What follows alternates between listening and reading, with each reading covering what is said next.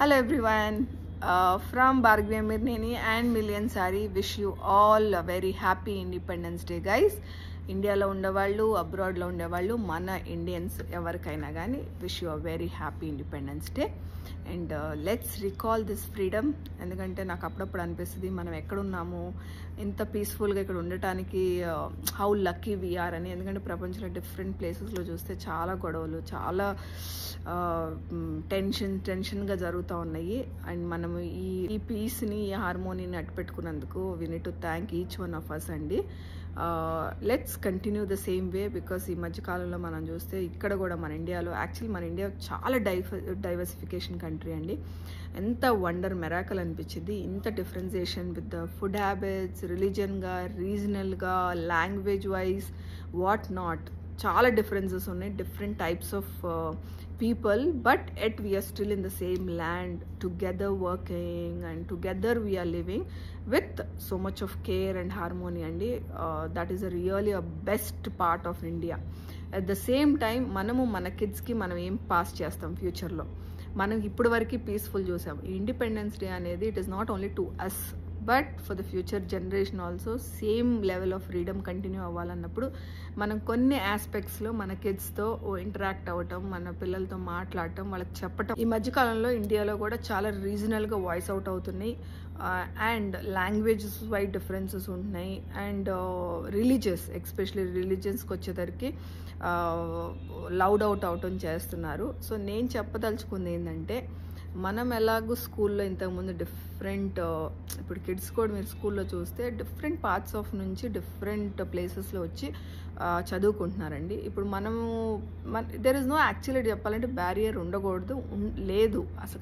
మన మైండ్కి మనం చెప్పుకోవాలి. ఎందుకంటే మనం ఎక్కడో ఒక దగ్గర పుట్టాము, ఇంకొక దగ్గరికి వెళ్ళి చదువుకుంటున్నాము, అక్కడ వేరే లాంగ్వేజ్ ఉంది. ఇంకొక దగ్గరికి వెళ్తున్నాము, జాబ్ చేస్తున్నాము, మళ్ళీ ఇంకొక దగ్గర పెళ్లి చేసుకొని వచ్చేటప్పుడు it's all different languages, different people మనం గ్రో అయి ఉంటాము.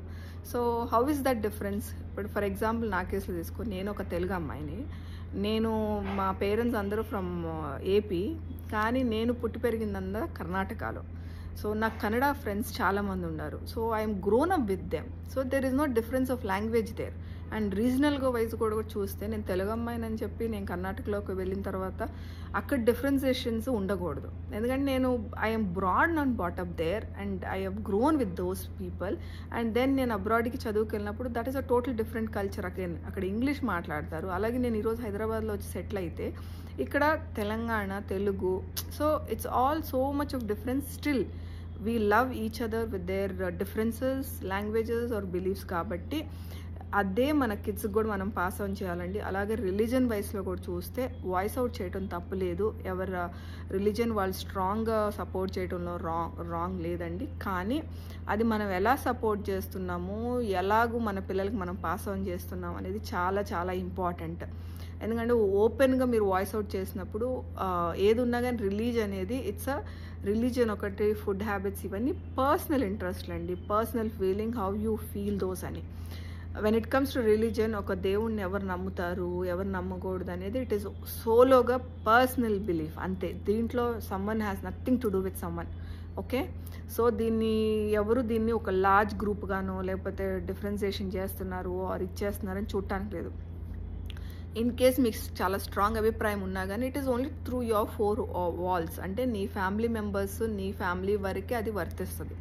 ఎందుకంటే మన చూసి మన కిడ్స్ పెరుగుతారు. సో మనం ఉండే స్ట్రాంగ్ ఐడియాలజీ వల్ల మన కిడ్స్ రేపెళ్ళి స్కూల్లో ఉన్నప్పుడు ఆ డిఫరెన్సెస్ మాట్లాడటము, ఆ కలిసిపోకుండా ఉండటం అనేది చేస్తారు. కాబట్టి ఏది ప్రీచ్ చేసినా మన కిడ్స్కి మనము with in the 4 walls preach చేస్తాము. అది ప్రాక్టీస్ బయట పీపుల్కి వెళ్ళేటప్పుడు ఇట్ షుడ్ బీ న్యూట్రల్. ఎందుకంటే అది బయట వెళ్ళినప్పుడు డిఫరెంట్ పీపుల్ ఉంటారు. సో అందుకని ఎవరు జనరలైజ్ చేసి కిడ్స్కి ఎక్కడన్నా అలా ఇస్తున్నారని మీకు అనిపించినప్పుడు correct them, monitor them, guide them and tell them actually what is the real truth, how we're supposed to be far to have a better future అని. అది వాళ్ళ మంచి కోసమే మనం చెప్పినట్టు వాళ్ళకి తెలియాలండి. ఎందుకంటే మనం వెళ్ళిపోతాము, పాస్ ఆన్ వెళ్ళిపోతూ ఉంటాము, కానీ మన కిడ్స్ ఫ్యూచర్లో వచ్చే వాళ్ళకి ఇదే ఫ్రీడమ్, ఇదే పీస్ ఉండాలనుకున్నప్పుడు సర్టన్ థింగ్స్ మన చేతిలో కూడా ఉంటాయి.